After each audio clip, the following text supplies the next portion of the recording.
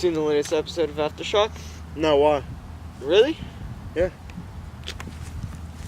Where you going?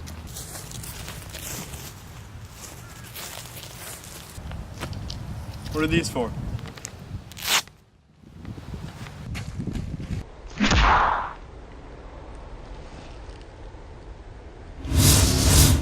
Coming up on this week's episode of Aftershock, Tati tells us about a student who pursues musical theater.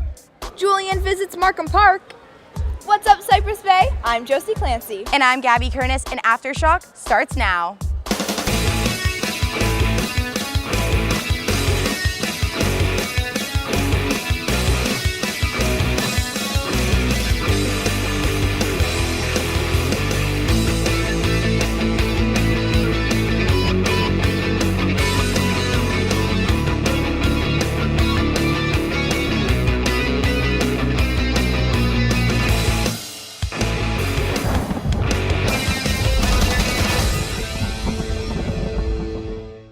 With over 4,500 students at the Bay, it can be hard to stand out sometimes. Here's Tati to tell us about a student that excels in musical theater.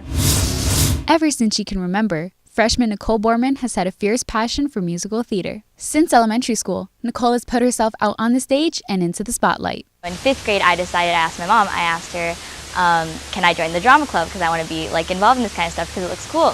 So I joined it, and my first show is called Imagination, and yeah, ever since then I've just always loved it. Hoping to put on the best production she can, Nicole works non-stop to play the part. Well, mostly I've been binge watching a lot of Cinderella story movies just to kind of get the thought of the character. You have to get ideas from different actors because everyone does it differently. So you can take little bits of what everyone does and imply it to how you want to make the character. I give my all into every rehearsal.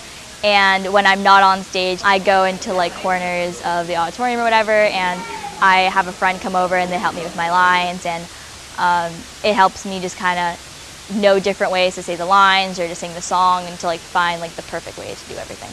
Fellow Into the Woods castmate Alex Land has performed alongside Nicole for 4 years and has seen her strive to become the best she can possibly be.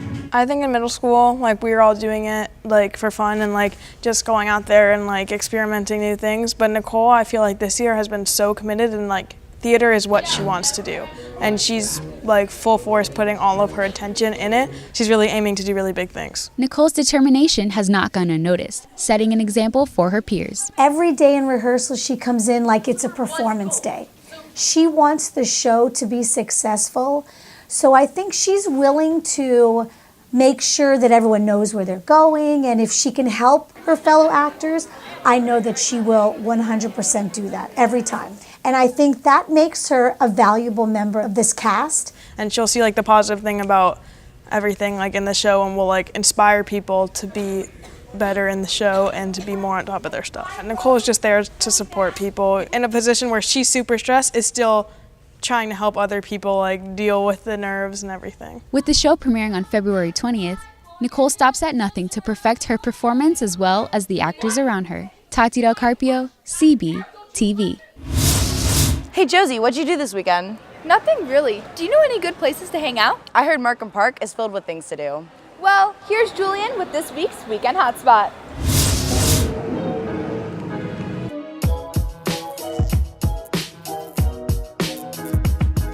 What's going on, Cypress Bay? I'm Julian Bonilla, and on this week's edition of Weekend Hotspot, I checked out Markham Park. Located off Florida State Road 84, Markham's 669 acres house over 20 different features and attractions, the most popular being the dog park, the bike trails, the campgrounds, and the model playing field.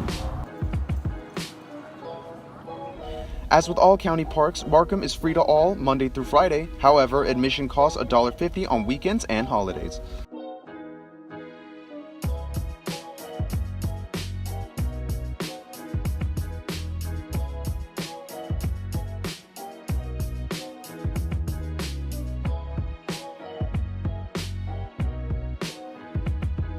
With so many fun and family-friendly activities, Markham Park earns itself a 5 out of 5 stars. That's all for this week's Weekend Hotspot. I'm Julian Bonilla, CBTV.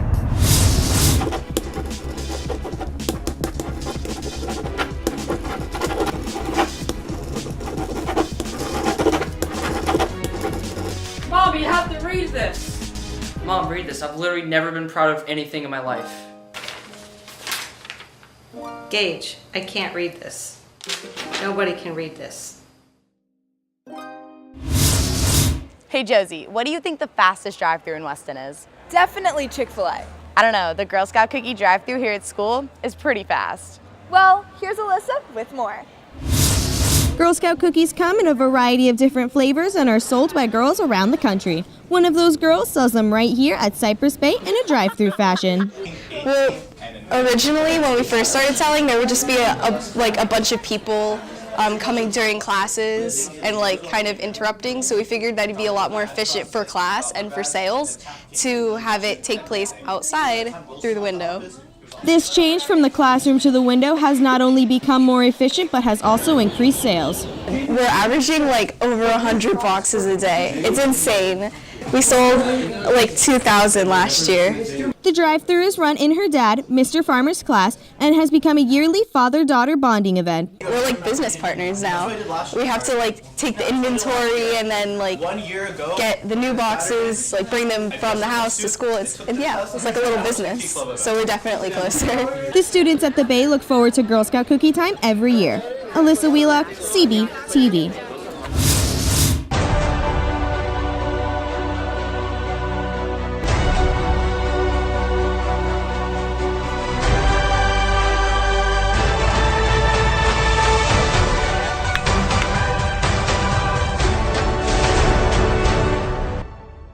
What's up, Cypress Bay? The NBA All-Star break is almost here, so CBTV decided to catch up with Lightning All-Star Tyler Kravitskin.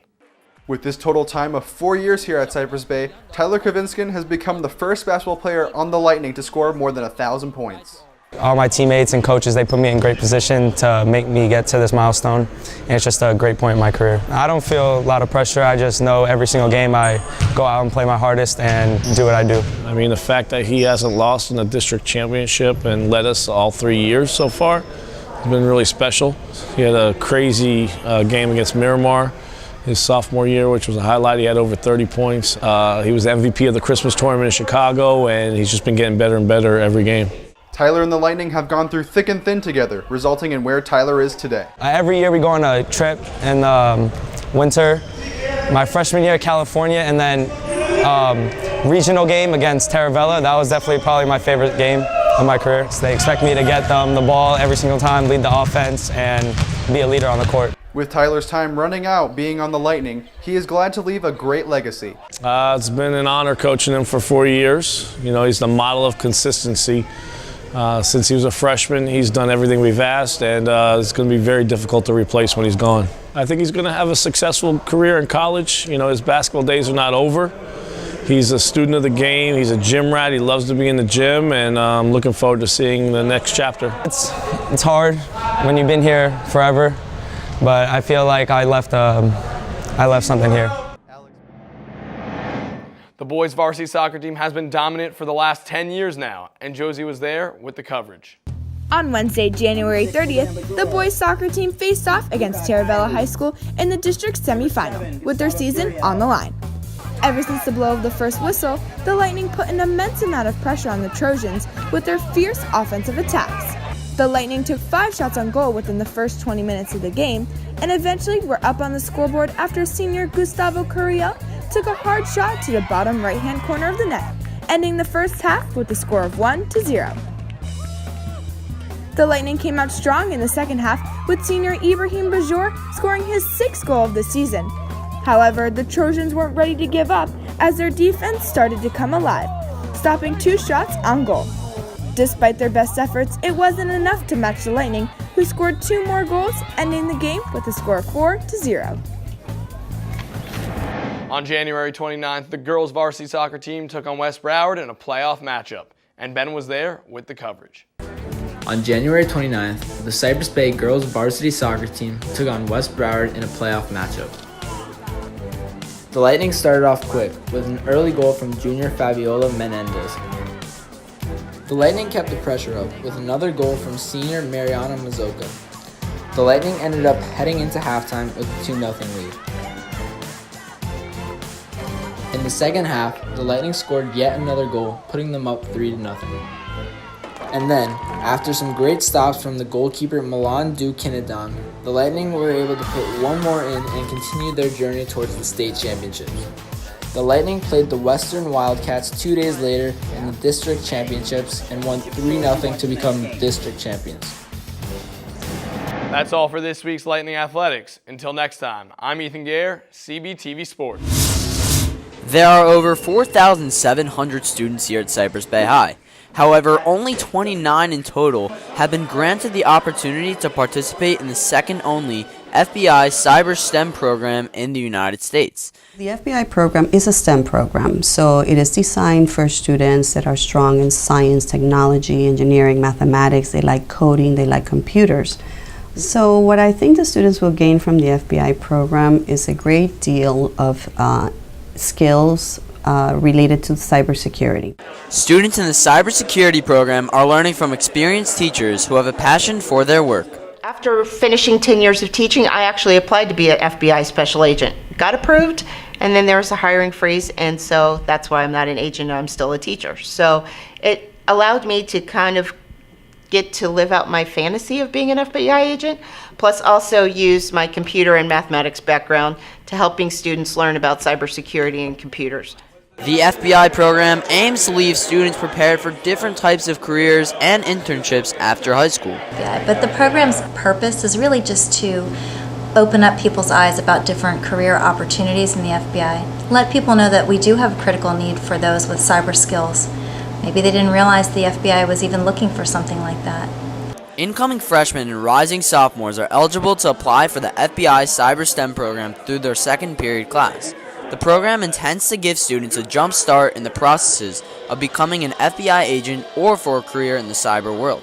Taking the skills that they learn now will take them far past high school. I'm Mike Rapin, CBTV. Hey Gabby, what'd you think of Lightning Oscars? It was really good this year. Weren't you nominated for Girl Next Door? Yeah, and Carolina was there for the coverage on this annual event. With excitement and nerves in the air, SGA held its 10th annual Lightning Oscars on January 22nd. I think our show from our first year to our 10th year has definitely gotten better. But every year we really try to do something different, from changing categories and whatnot. So trying to continuously keep it fresh. But it's pretty amazing to see 10 years of a school tradition. Looking back on previous years, Lightning Oscars has become a student-based award show. From students behind the scenes planning it to students nominating and hosting it. This show is 99% student run. I get involved in some different levels, but not only from an SGA perspective. I think it's a great thing that SGA runs, and I think it's just a great thing overall for the school. You know, there's not many events like this at our school. There's sporting events, there's drama, but there's not an award show. And to have like the Lightning Oscars is really special at a high school. While students are the backbone of this event, one student has played a crucial role in this event for the past 3 years. Usually you start as co-chair in training in 10th grade, but my closest friend was the chair her senior year, and so I knew right when I was in 9th grade that I wanted to do it. It's a long process and it's a lot to get down because there's like a lot of steps going into it and there's a lot of little things that you have to know how to do. So like starting in 9th grade was helpful because I got to see like the ups and the downs. Reflecting over this year, Kayla has already started coming up with ideas for next year. Carolina Rapp, CBTV. We are all a part of this planet. And it's important to save it. 91% of plastics aren't recycled.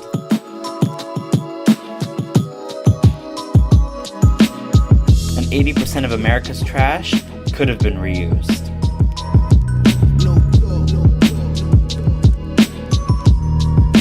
This hill and more used to be landfills. If I were to give you a map right now, would you be able to point out where Italy is? No, but hopefully some of these students at the Bay are a little bit better at geography than I am. What's up, Cypress Bay? I'm Luca Vieira, and today we're going to ask some random people around campus how much they know about geography. If you met someone from Amsterdam, what country would they be from? Man, I don't know. Germany. The Netherlands. Where's the English channel located? I'll just give it a wild guess and say DirecTV. Boy! Savannah. Panama? I have no idea. Colombia. That's so funny. What language do they speak in Scotland? English. English. Welsh. Scottish. Portuguese. Okay. Seems like you guys need to learn a little bit more about the world. I'm Luca Vieira, CBTV. That's all for this week's episode of Aftershock. If you want to watch previous episodes, you can visit us at cypressbaytv.com. And while you're at it, follow us on Twitter at Cypress Bay CBTV. I'm Gabby Kernis. And I'm Josie Clancy. Thanks for watching.